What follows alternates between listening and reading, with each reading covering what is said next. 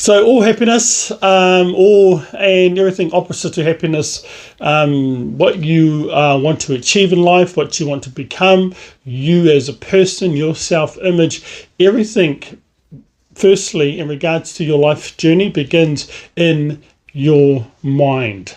Secondly, in the form of mental imagery. Why mental imagery? Because we think in mental images. If I say these three letters KFC, what image comes to mind? I'm pretty sure eventually it would be chicken, a gentleman dressed in white, and I think with a beard. I'm referring to the Colonel. So it's mental imagery that actually drives you to something or away from something.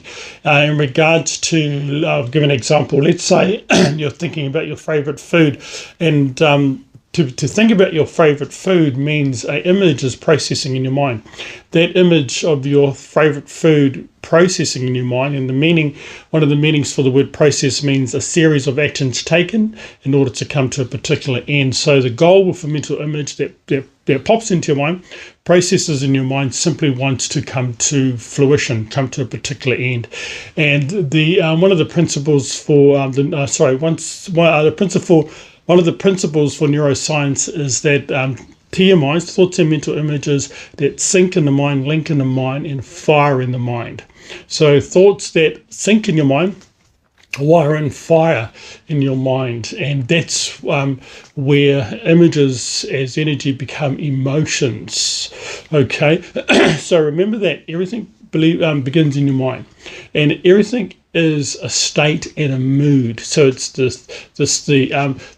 state of mind you're in that determines your mood, how you're going to feel.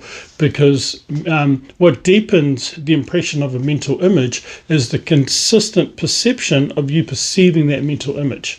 So mental images basically that pop into your mind become your perception, and your perception is how you view life. Some would say your perception determines your reality. So your perception really is images, mental images, or images that you're perceiving at that particular time in your mind.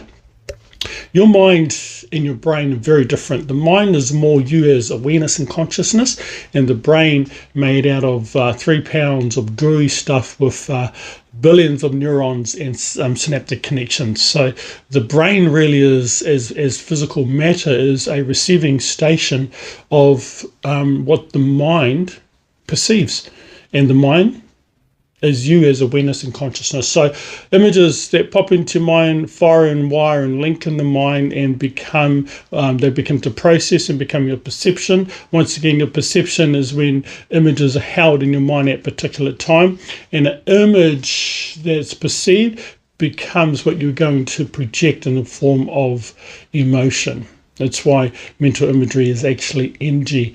It morphs into chemicals that affects your biology. And so the images that are projected are what you're going to produce in your life. So, the old saying that says, or not old saying, but what you visualize, you materialize, and that's basically it. If you look at the top athletes on the planet today, whether Olympians or whatever sport they play, visualization is actually at the forefront of the training regiment. All right, even in what I do in sales and in business, and so everything you see made by human hands, the clothes that I'm wearing, the clothes that you're wearing, the device that you're watching me on, the house that you live in, the car that you drive, everything first began as an image in that particular individual's mind. Ultimately, all is mental imagery, and the processing of imagery that becomes your perception, what you're going to project and produce, referring to the T.P.C. 4 Ps. That's it. Process, perception, project, and produce. Okay, so the ultimate in regards to you achieving what you want and becoming the person you want, it's all about conditioning. Conditioning, one of the meanings for conditioning is training a human or animal to behave a certain way. So the thing about people, you're conditioning your mind, or your mind is conditioning you. It's as simple as that. That's why this whole existence in your life's journey is about you becoming the control center of your mind. And so as a T.P.C mindset coach, firstly, I help people to recognize and realize and come to that very poignant understanding that you must become the control center of your mind, therefore becoming the control center of your life.